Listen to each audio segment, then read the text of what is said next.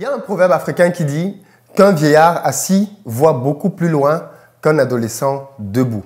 Mais il y a un autre adage qui dit aussi qu'un vieillard debout voit beaucoup plus loin qu'un vieillard assis. Il se trouve qu'il y a des gens qui, malgré le cumul des années, ne prennent pas d'expérience. Des gens qui, aujourd'hui, sont les mêmes qu'il y a de cela 10 ans.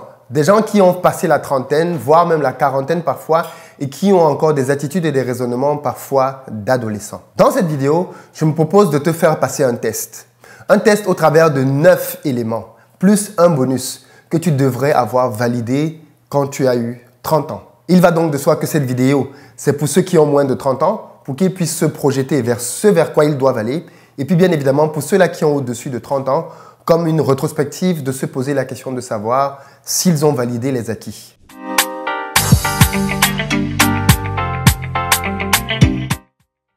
Salut à toi et bienvenue sur ma chaîne, moi c'est Philippe Simo et si je te parle d'entrepreneuriat et d'investissement parce que je suis absolument convaincu que ce sont les deux piliers sur lesquels la communauté noire doit s'appuyer pour émerger. Donc si toi aussi tu veux faire partie de cette belle aventure, deux choses à faire. La première, abonne-toi à cette chaîne et active toutes les notifications pour être informé de l'apparition de nos nombreuses vidéos business comme celle-ci qui vont t'apporter du bon contenu.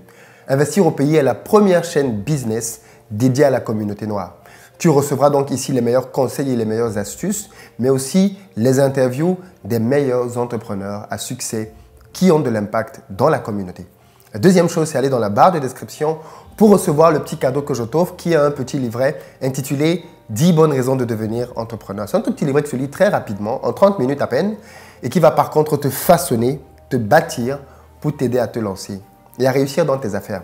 D'ailleurs, si tu ne le sais pas encore, je t'invite à nous rejoindre sur investiraupays.com, qui est notre plateforme sur laquelle tu retrouveras l'ensemble de notre travail. Alors aujourd'hui, je voudrais faire cette vidéo-là pour m'adresser à tout le monde, afin que l'on puisse se poser de temps en temps pour faire des petites introspections. C'est le bon moment parce qu'on est confiné.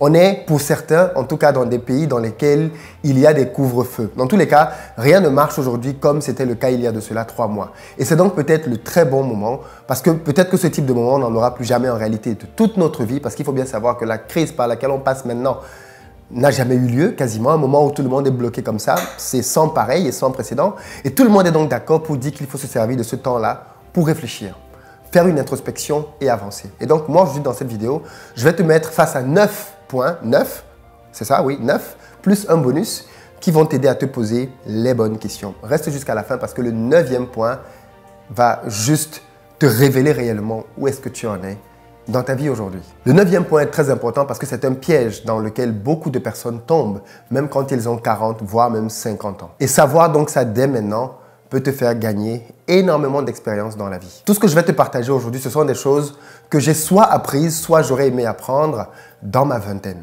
La première chose qu'il faudrait savoir, donc justement, et qui est un vrai signe de maturité quand on a 30 ans, c'est qu'il est impossible de plaire à tout le monde. Ceci est super important parce que malheureusement, beaucoup de personnes ratent leur vie parce qu'elles essaient de plaire à tout le monde. Peut-être que c'est à cause de notre éducation familiale dans laquelle on a eu des parents qui étaient là, proches pour nous, qui nous ont donné des valeurs et à qui on est très liés et qui malheureusement n'ont pas toujours su avoir vis-à-vis de nous la bonne distanciation pour nous permettre de maturer. Je parle de ces parents-là qui parfois sont beaucoup trop présents, ces parents-là qui oublient que parfois, quand l'enfant grandit, ils doivent désormais avoir un rôle de conseil. Je parle de ces parents-là qui veulent imposer leur choix à leurs enfants. Bien évidemment, cette vidéo, elle est d'abord adressée aux enfants, à ceux-là qui ne savent pas faire la différence entre le conseil et l'ordre, à ceux-là qui ne savent pas imposer leur choix, à ceux-là qui ne savent pas faire comprendre aux gens autour d'eux que ce sont leurs décisions et qu'en réalité, ces décisions-là doivent être exécutées. C'est un point super important et qui traduit la maturité. Si à 30 ans, tu es encore quelqu'un qui essaie de plaire à tout le monde, j'ai une nouvelle pour toi et elle n'est pas bonne.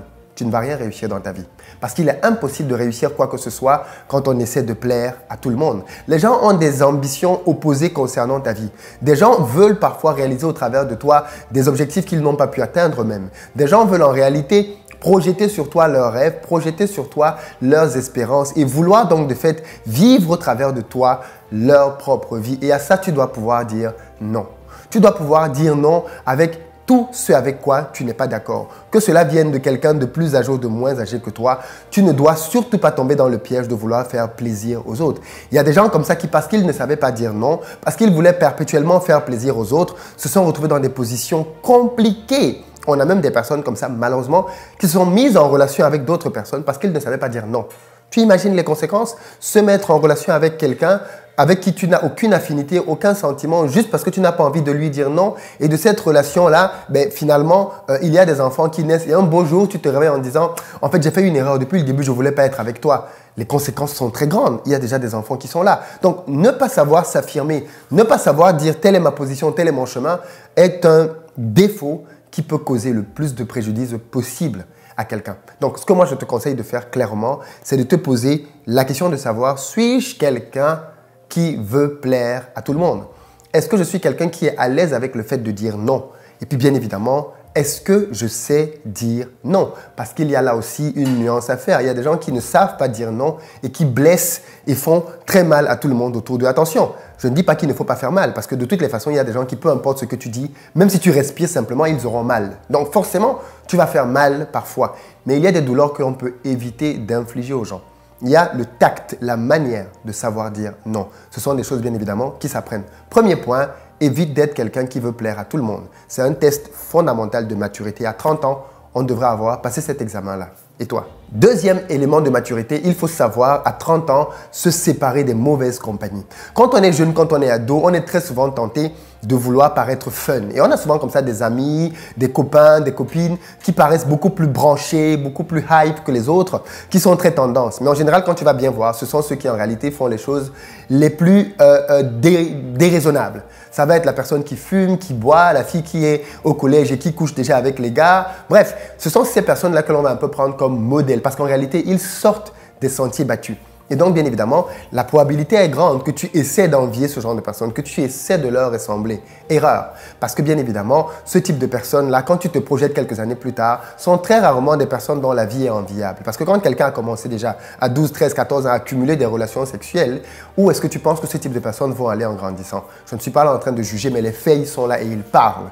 Ce type de personnes, malheureusement, bien souvent, avec les années, commencent à récolter les conséquences de leurs actes posés beaucoup plus jeunes. D'ailleurs, l'une d'entre elles, c'est l'abandon scolaire.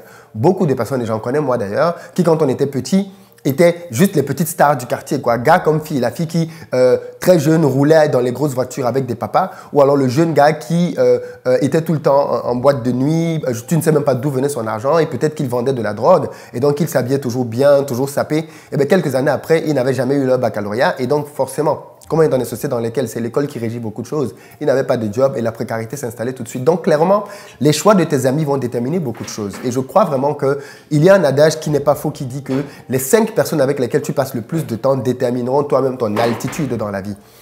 Clairement, si tu veux réussir, regarde bien les gens qui t'entourent. Parce que la moyenne de ces personnes-là déterminera qui tu es. Et tu verras bien que si les 5 personnes qui t'entourent sont des gens qui gagnent beaucoup d'argent, alors tu es quelqu'un qui gagne beaucoup d'argent. Mais si ce sont des gens qui gagnent des sommes médiocres, alors forcément, toi-même, tu gagnes des sommes médiocres. C'est un fait. Donc, clairement, fais très attention aux compagnies avec lesquelles tu vas marcher parce qu'elles vont beaucoup t'influencer. Nous sommes tous influençables. Choisis donc qui va t'influencer. Et clairement, quand on est arrivé à l'âge de 30 ans, on est supposé faire ce distinguo-là et désormais marcher uniquement avec les OQP, Only Quality People. Ça peut faire mal de dire ça, mais c'est un choix fondamental pour ta vie. Si tu veux réussir, tu dois être entouré de only quality people, les personnes de qualité, les personnes qui vont apporter de vraies valeurs dans ta vie et qui vont t'aider à aller beaucoup plus loin par rapport à tes objectifs. Où en es-tu par rapport à ce point? Troisième élément que l'on est supposé avoir bien compris à l'âge de 30 ans, c'est que l'argent, c'est important. On vit dans un monde dans lequel il y a des gens qui sont un peu comme des bisounours, qui essaient de nous faire croire que quand on veut gagner de l'argent, c'est nous qui avons un problème. Et tu les entends tout le temps dire « Ouais, mais non, franchement, vous aimez trop l'argent, vous parlez trop d'argent. » Mais mec, pourquoi tu travailles? Pourquoi est-ce que tu ne restes pas dans ton canapé à manger des pop-corn et à regarder Netflix toute la journée? Fais ça et tu vas voir où est-ce que tu vas te retrouver dans quelques années. Pourquoi est-ce que, même pour regarder Netflix, je te rappelle que c'est payant. Pour bouffer des pop-corn, c'est payant. On vit dans un monde dans lequel tout est payant. D'accord? Quand tu viens au monde, c'est payant. J'aime bien le rappeler ici. On paye pour tout. On paye pour ta naissance. On paye pour ton mariage. Même pour ton enterrement, quand tu n'es plus là, on a besoin d'argent. Donc, l'argent nous entoure. Nos pays, notamment en Afrique, sont les larbins du monde entier parce qu'on n'a pas assez d'argent. Donc, l'argent, ça nous entoure à tous les niveaux. Il faut que tu saches donc que l'argent, c'est quelque chose d'important et donc c'est quelque chose de précieux. Et la conséquence de ça, c'est qu'on ne gaspille pas l'argent. Parce que malheureusement, beaucoup de gens ne comprennent pas que l'argent, c'est un bien précieux, c'est un bien rare et c'est un bien donc qui doit être gardé jalousement. L'argent, ce n'est pas quelque chose que l'on vilipende ou que l'on jette par les fenêtres. Il n'y a que quelques personnes qui ont été surpris par l'argent et qui ne l'ont pas travaillé très durement, qui s'amusent à faire ce type de choses-là. Mais les personnes qui ont travaillé durement leur argent, comme des multimilliardaires dans les entreprises, ne le bradent pas, ne le jettent pas par les fenêtres parce qu'ils savent comment ils ont souffert pour l'avoir. Donc, petit conseil, l'argent, c'est important. Travaille pour pouvoir l'acquérir et évite de le brader. Évite de le brader dans des achats bêtes, dans les achats spontanés, dans les achats qui ne vont rien t'apporter du tout. Sois stratégique avec ton argent. Donc, la troisième question pour ce quiz, c'est où en es-tu dans la gestion de tes finances? Es-tu une passoire ou alors quelqu'un qui est un véritable maître de la gestion de ses finances? Si ce n'est pas le cas, je t'invite à être patient parce que dans les prochains jours, je prépare une formation pour faire de toi un as dans la gestion des finances. Pour que tu arrêtes d'être une passoire qui ne sait jamais où est passé l'argent qu'elle a reçu, mais que désormais tu puisses augmenter jour après jour ton patrimoine parce que tu as mis sur pied une stratégie juste de malade par rapport à l'argent. La cinquième chose que tu dois savoir à l'âge de 30 ans, c'est que tu es responsable toi-même de ta vie et de tes choix. Ce n'est pas l'État, ce n'est pas ta famille, ton mari, ta femme, tes cousins, tes tantes qui sont responsables de ta vie. Tu es responsable de ta vie. Ceci entraîne que tu dois arrêter de te plaindre, arrêter de pleurnicher et de trouver des coupables pour les choses qui t'arrivent. Tu es là où tu es à cause de tes choix et parce que tu mérites d'être là. C'est une phrase qui fait mal entendre, mais j'aime souvent le rappeler aux gens. Personne n'est victime d'injustice par rapport à la vie. La vie, elle n'est pas plus juste pour d'autres et injuste pour toi. Elle est la même pour tout le monde. Elle donne des claques à tout le monde. Et donc, clairement, tu es là où tu mérites d'être. Parce que si tu estimais réellement que tu ne méritais pas d'être là, alors tu serais déjà parti de là. Mais si tu es juste là et que tu te plains, alors tu prouves bien qu'en réalité, tu mérites d'être là. Parce que l'endroit là où tu es, c'est l'endroit là où les gens qui se plaignent sont encore. Les autres en sont déjà complètement partis. Donc clairement, tu es responsable de tes choix et ce n'est pas l'État, une fois de plus. Ce n'est pas la religion, ton pasteur, ton imam ou je ne sais pas trop qui d'autre qui doit dicter ta vie. Tu dois assumer le fait que tu es mature et que donc désormais, tu décides de ce qui est bon ou mauvais pour ta vie. À 30 ans, on doit avoir passé ce test-là. On ne peut pas avoir 30 ans et être quelqu'un qui continue encore d'accuser les autres pour les situations qui nous arrivent. Cesse d'accuser les autres et considère que tu es responsable de tout ce qui t'arrive. Même quand ta responsabilité est très faible, prends-en l'entière responsabilité. Voilà comment est-ce que les gens matures se comportent. Ils regardent toujours ce qu'ils peuvent faire pour s'améliorer et non pas disent « Oh, c'est leur faute, ils ne m'aiment pas, ils ne me jalousent pas ». Les gens ne te doivent pas de l'amour, juste du respect. Quatrième question donc, es-tu mature? La cinquième chose que l'on est supposé savoir faire à l'âge de 30 ans, c'est savoir manipuler, multiplier, fructifier l'argent. Où en es-tu par rapport à ces connaissances-là? Tu es peut-être quelqu'un qui a un as en dépenses. Tu es quelqu'un qui sait sortir de l'argent. Mais est-ce que tu sais faire rentrer de l'argent? À l'âge de 30 ans, on doit savoir quelles sont les principales techniques pour pouvoir gagner de l'argent. On doit s'y connaître en bourse, on doit s'y connaître en immobilier, on doit s'y connaître en business en ligne, e-commerce, infopreneuriat. On doit s'y connaître en création d'entreprise parce que ce sont les piliers de l'enrichissement personnel. À l'âge de 30 ans, quelqu'un doit pouvoir être en mesure de dérouler, d'exécuter une stratégie financière lui permettant de pouvoir atteindre la liberté financière. En réalité, à 30 ans, beaucoup sont déjà libres financièrement. Et si on ne l'est pas encore, on ne doit plus en être très loin. Ce que je te dis là, ça peut peut-être te faire mal, mais c'est la réalité. À 30 ans, tu dois pouvoir être libre financièrement et arrêter de croire au système qui te dit « métro, boulot, dodo, travaille pendant 40 ans pour qu'à la retraite, on te remette des miettes ». Ne crois pas à ce mensonge parce que rien ne te garantit même d'ailleurs que dans 30-40 ans, tu auras quoi que ce soit à la retraite. Tu vois comment nos gouvernements gèrent le pays? Ils ne savent même pas anticiper sur des crises et quand elles sont là, ils prennent toutes les mauvaises décisions possibles. On n'a même pas de masque pour le personnel soignant, encore moins pour la population. Et tu penses que ce sont ces gens-là qui sauront gérer ta retraite à toi? Fais gaffe. Si tu décides de mettre ta confiance en eux et de leur confier donc naïvement ton avenir, tu risques d'avoir que tes yeux pour pleurer dans quelques années. Donc, cinquième question, est-ce que tu sais aujourd'hui quel est le plan financier qui te conduit vers la liberté financière? Sixième test, est-ce que tu sais gérer ton temps? Quand on arrive à 30 ans, c'est une période cruciale de sa vie, c'est une période charnière.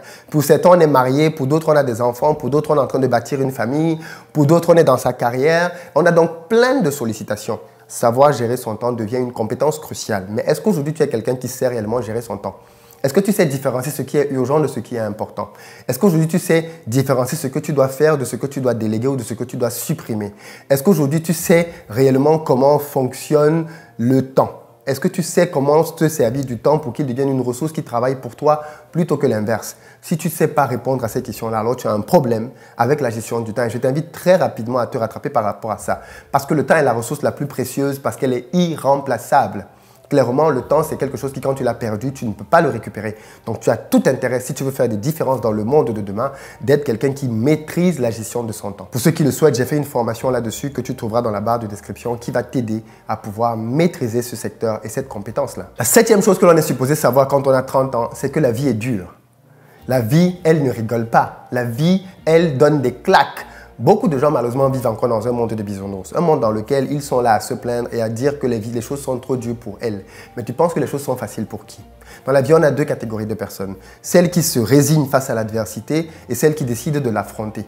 La différence, c'est que justement, certains se plaignent et espèrent que les situations vont changer autour d'eux. Et la 2e catégorie comprend que ce n'est pas aux situations de changer, c'est à eux de s'élever. Parce qu'en s'élevant, ils deviennent au niveau des situations et ils peuvent les affronter. Si tu décides de te plaindre, tu as toutes les larmes de ton corps pour pleurer. Elles ne changeront pas les situations. En revanche, si tu te lèves et que tu considères que ces situations-là, ce sont des challenges, parce que comme j'aime souvent le rappeler, plus dans ta vie tu auras des challenges, alors plus tu seras appelé à la grandeur, alors tu réaliseras que quand il y a une montagne, eh bien, tu es appelé à la monter parce qu'une fois que tu as monté la montagne n'aura pas changé, mais toi, tu seras quelqu'un de différent. Tu seras beaucoup plus fort, beaucoup plus musclé, tu auras perdu du gras et la montagne t'aura fait énormément de bien. Donc, plus les montagnes de ta vie sont grandes et plus tu es appelé à la grandeur.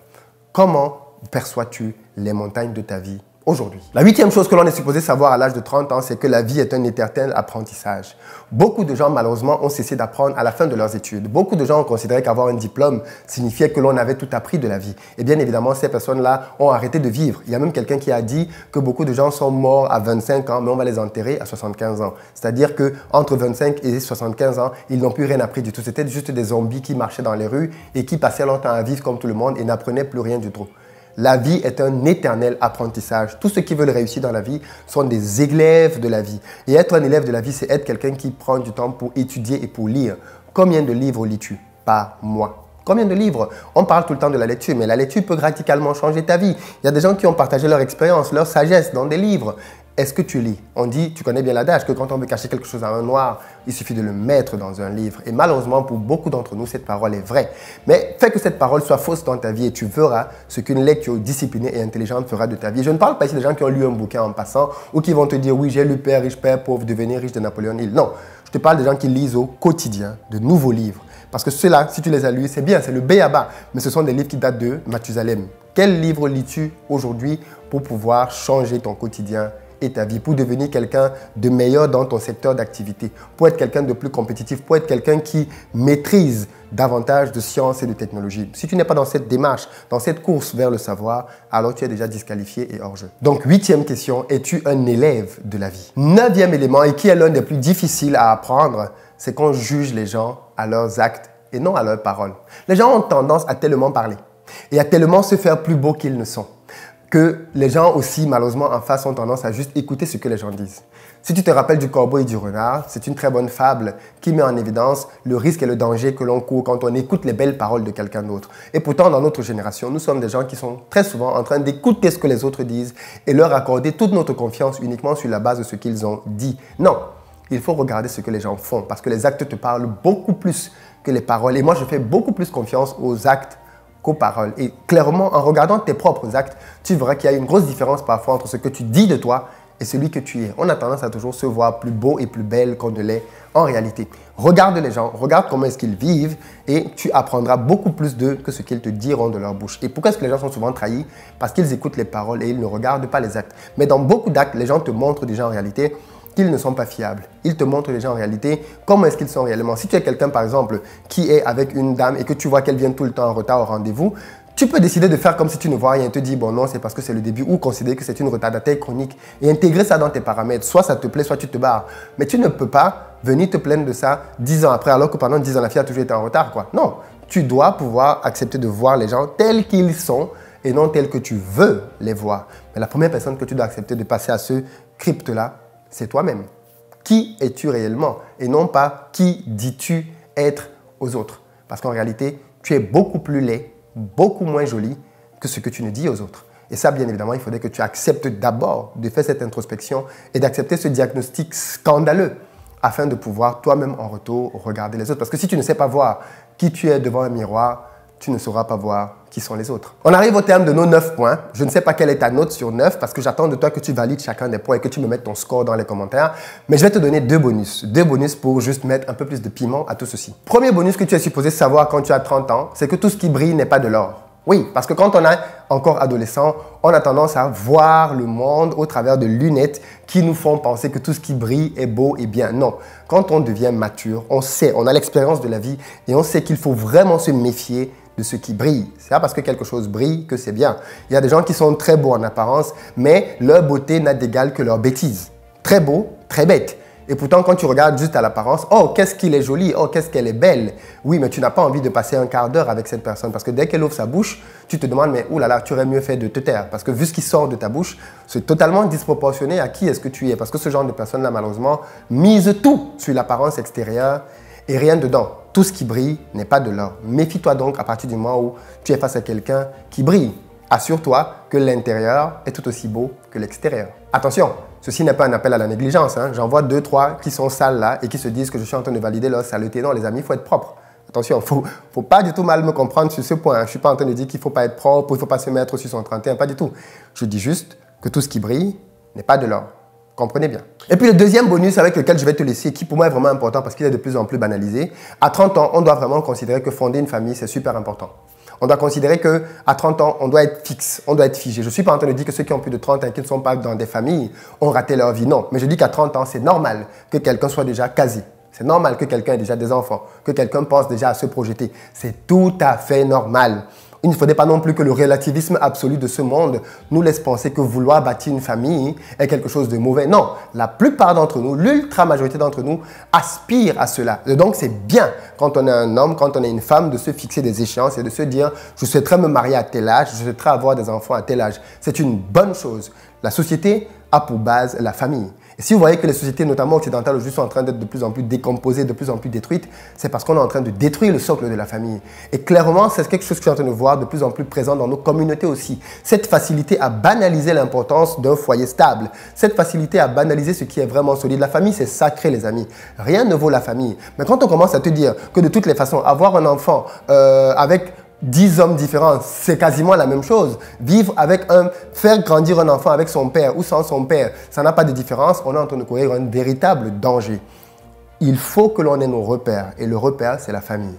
Et grandir avec un père et une mère est l'une des plus belles bénédictions que des parents peuvent donner à leur enfant. Donc, il faut arrêter aussi d'écouter les gens qui sont là à promouvoir les séparations pour un oui ou pour un non, ou parce qu'on n'est pas d'accord sur la position sur laquelle chacun doit dormir dans le lit. Moi, je veux la gauche, moi, je veux la droite. Non. Un couple, c'est tellement stable, c'est tellement précieux, c'est tellement important qu'on ne le casse pas sur la base d'un simple « oui, mais ». Et je sais qu'il y a quelques adeptes là qui vont dire « oui, mais à force, c'est parce que nos mamans raisonnaient comme ça qu'elles n'ont jamais été heureuses dans leur vie ». Je suis désolé les amis, mais quand on décide de fonder une famille, la principale erreur que beaucoup de gens commettent, c'est qu'ils viennent dans des couples, dans des foyers pour chercher leur bonheur. Mais en fait, la définition de l'amour, pour ceux qui l'ont oublié, c'est qu'on vient donner. On vient donner de l'amour à l'autre. En contrepartie de ce que l'on donne, bien évidemment, on reçoit. Mais la base, c'est qu'on vient pour donner. Le problème de notre génération, c'est qu'on est une génération micro-ondes qui veut tout avoir tout de suite et maintenant, qui n'a jamais pris le temps de bâtir quoi que ce soit et qui pense que dès qu'elle va arriver dans une relation, tout va lui venir, tout va lui tomber, je sais pas moi, comme sur un plateau. Ça ne marche pas comme ça. Rien de précieux n'est bâti en 30 secondes. D'accord? Il n'y a que chez McDo qu'on fait ça. Mais dans la vraie vie, tout ce qui a de l'importance prend du temps. C'est la caractéristique même des choses qui ont de l'importance. Un enfant ne sort pas en 9 jours, il faut 9 mois. D'accord? Ça se fait au bout d'un certain temps. Quand quelqu'un sort du ventre de sa mère, ce n'est pas le lendemain qu'il est adulte. Il faut des années pour cela. Et c'est pareil pour une relation stable. Elle prend du temps à être bâtie.